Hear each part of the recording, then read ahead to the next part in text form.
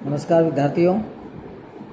आज हम भौतिक भूगोल में वायुमंडलीय ताप यानी कि एटमॉस्फेरिक टेम्परेचर का अध्ययन करेंगे। ताप एक प्रकार की ऊर्जा है जिससे पदार्थ गर्म होते हैं, जबकि तापमान किसी पदार्थ में ताप की मात्रा है। यह तापमापक के द्वारा सेंटीग्रेड अथवा फ़ारेनहाइट इकाइयों में मापी जाती है। तापक्रम का यहाँ पर अर्थ ऊष्मा से लिया जाता है, किंतु दोनों में पर्याप्त भिन्नता होती है। ऊष्मा का सही अर्थ इस प्रकार मालूम किया जाता है कि किसी पदार्थ की रचना छोटे छोटे अणुओं के द्वारा होती है जो आपस में गतिशील होते हैं और उनमें टकराव के कारण गतिक ऊर्जा उत्पन्न होती है। यहाँ हम तापमान का अर्थ सामान्यतः वायुमंडलीय ताप से है। सूर्य ही वायुमंडल में अप्रत्यक्ष रूप से ताप का प्रधान स्रोत है, किंतु प्रत्यक्ष रूप से उसे सूर्य से कम मात्रा में ही ऊष्मा मिल पाती है, जबकि अधिकांश ऊष्मा पार्थिव ऊर्जा से प्राप्त होती है। कहने का मतलब है कि सूर्य जब ताप का विसर्जन करता है तो पृथ्वी तक आते आते उसमें कई प्रकार के अवरोधक आते हैं, जिससे वायुमंडलीय तापमान इतना प्रभावित नहीं होता है। जितना तो पृथ्वी गर्म हो जाती है और दीर्घ तरंग विकिरण करती है, उसके द्वारा जो वायुमंडलीय तापमान बढ़ता है या घटता है।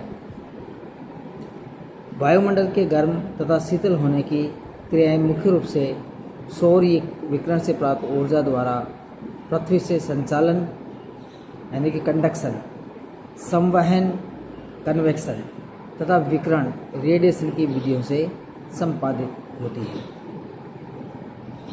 वायुमंडल के गर्म तथा ठंडा होने की क्रियाएं उनमें कई तरीके से होती है।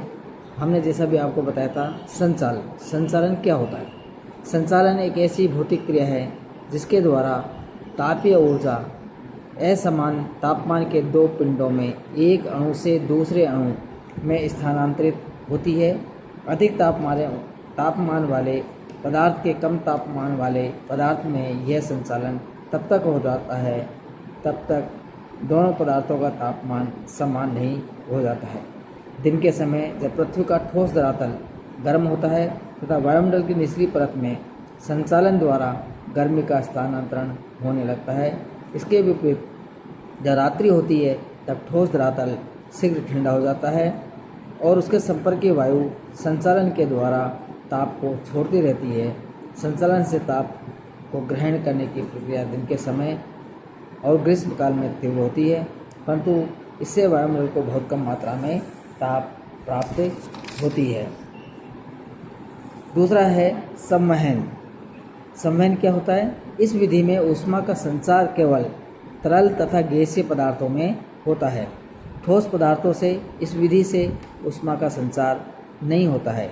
संवहन ऊष्मा संचार की वह विधि है जिसमें तरल अथवा गैस के कण ऊष्मा लेकर स्वयं विस्थापित होकर ऊष्मा को उस पदार्थ के विभिन्न भागों में पहुंचा देते हैं। इस विधि के माध्यम से ऊष्मा संचार पूरी तरह से भाग लेता है तथा वह एक स्थान से चलकर दूसरे स्थान पर पहुंच जाता है। माध्यम के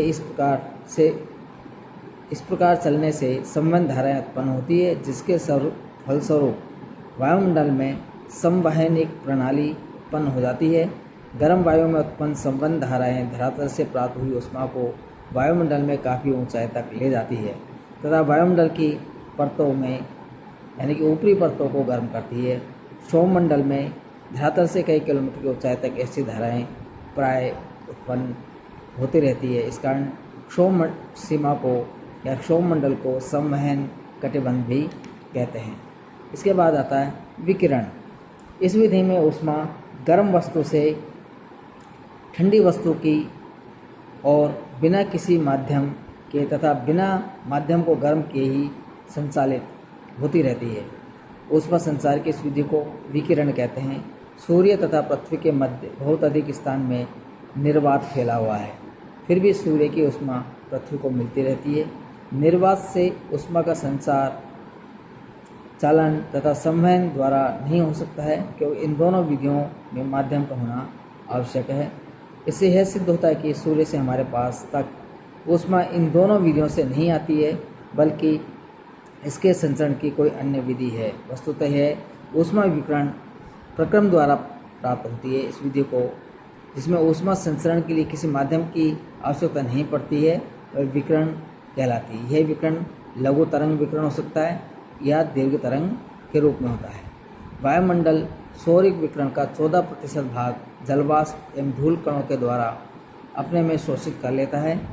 पृथ्वी सौरिक विकिरण द्वारा प्रसारित ऊर्जा का 51% भाग प्राप्त करती है। ऊष्मा प्राप्त करने के पश्चात पृथ्वी की सतह से गर्म होकर विकिरण करना प्रारंभ कर देती है। पृथ्वी अपना विकिरण दीर्घ तरंग के रूप में करती है। पृथ्वी द्वारा विकिरण की ऊष्मा का अधिकांश भाग वायुमंडल में उपस्थित जलवाष्प, कार्बन डाइऑक्साइड, ओजोन, धूलकण आदि द्वारा अवशोषित कर लिया जाता है, जिसमें कि जलवाष्प का भी महत्वपूर्ण स्थान है। वायुमंडल में जलवाष्प की जितनी मात्रा अधिक होगी, पार्थिव विकिरण का अवशोषण भी उतना ही अधिक होगा। इसके बाद है अभिवहन। जब वायुमंडल में ऊष्मा का क्षैतिज स्थानांतरण होता है तो उसे अभिवहन कहते हैं। संपूर्ण पृथ्वी पर ऊष्मा स्थानांतरण की दृष्टि से अभिवहन विधि अन्य विधियों से महत्वपूर्ण है। अधिकांश मध्य अक्षांशीय देशों में मौसम में पाए जाने वाले महत्वपूर्ण दैनिक परिवर्तनों का मुख्य कारण विभिन्न प्रकार की अभिवहन धाराएं हैं। उत्तर भारत में ग्रीष्म ऋतु में चलने वाली तेज पछुआ हवाएं, जिन्हें लू कहा जाता है, अभिवहन धाराओं का ही उदाहरण है। इसके बाद आता है गर्म और शीतल करने के लिए प्रत्यक्ष सूर्याभिताप से वायुमंडल का गर्म होना। वायु की निचली परतों में उपस्थित जलवाष्प तथा धूल कण के द्वारा उसे कुछ भाग का अवशोषण कर लिया जाता है। त्रिवार्था के अनुसार धरातल से लगभग 2 किलोमीटर की ऊंचाई तक की वायु को सूर्याभिताप का 7% भाग गर्म करता है। शेष भाग ऊपरी वायुमंडल को ऊष्मा प्रदान करता है। सौर विकिरण के सूक्ष्म अंश के द्वारा धरातल के निकट की वायु के तापमान में होने वाला परिवर्तन नगण्य है। इस प्रकार वायुमंडल द्वारा अवशोषित सौर ऊर्जा अथवा परावर्तित ऊर्जा का वायुमंडल में ऊष्मन तथा शीतलन में विशेष महत्व होता है। वाष्पन का गुप्त ताप, लेटेंट हीट ऑफ वेपोराइजेशन। सौर ऊर्जा का अधिकांश ताप जल को वाष्प में बदलने में खर्च हो जाता है, जो कि वाष्प में बदलने पर उसमें जाकर संचित हो जाता है। इसे वाष्पन की गुप्त ऊष्मा कहते हैं, अथवा यही ऊष्मा का गुप्त ताप कहलाता है। गैसें या वाष्प में सौर ऊर्जा ताप के रूप में विद्यमान रहती है। सूर्य की किरणें जलीय भाग या नम क्षेत्रों पर जब पड़ती है तो वाष्प के रूप में गुप्त तापमान विद्यमान रहता है वायुमंडल में। इसी तरह से है वायु का प्रसरण और संपीड़न, यानी कि पृथ्वी के धरातल से दूर ऊपरी वायुमंडल में वायु के दाब में परिवर्तन से उत्पन्न ताप परिवर्तन वायुमंडल में गर्म अथवा ठंडा होने में बहुत अधिक सहायक होता है।